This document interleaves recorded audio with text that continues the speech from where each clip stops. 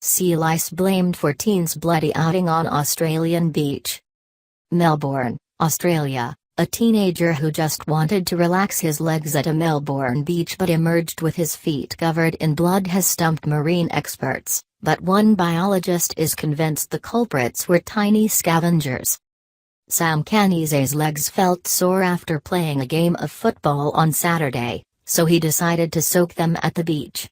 About 30 minutes later, the 16-year-old walked out of the water with his feet and ankles covered in what looked like hundreds of little pinholes that were bleeding profusely. Upon returning home, his parents promptly took him to the hospital.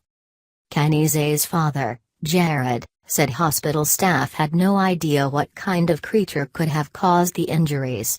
So Jared went back to the beach the following night with a pool net full of meat and captured the animals he believes could have been responsible. He took a video of dozens of the tiny bug-like creatures chomping on the chunks of meat. Jeff Weir, executive director of the Dolphin Research Institute, believes the teen may have been attacked by parasitic crustaceans called amphipods, which usually eat decomposing plant and animal scraps. But Thomas Cribb, a parasite expert from the University of Queensland, said it would be very unusual for amphipods to cause such extensive bleeding. "It's not a parasite I've ever come across," he said.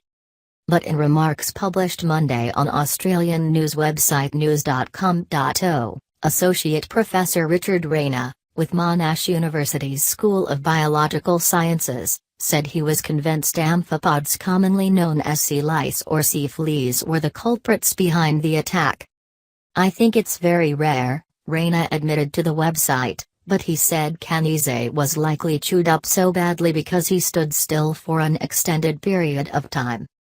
"He probably thought the pins and needles he described was the cold and didn't realize there were crustaceans chewing on his feet," he said. Rayner told news.com.au that sea lice don't generally travel in a large group, but that once a small number drew blood, it would have attracted all the others. "They are very good at finding food," he said of the scavengers. "It looked really bad in the photo, his feet looked like they went through a mincer, but it's a superficial injury and more like a graze than anything else. I would expect and hope he will recover pretty quickly." Canize was still hospitalized on Monday, but had been taken off antibiotics.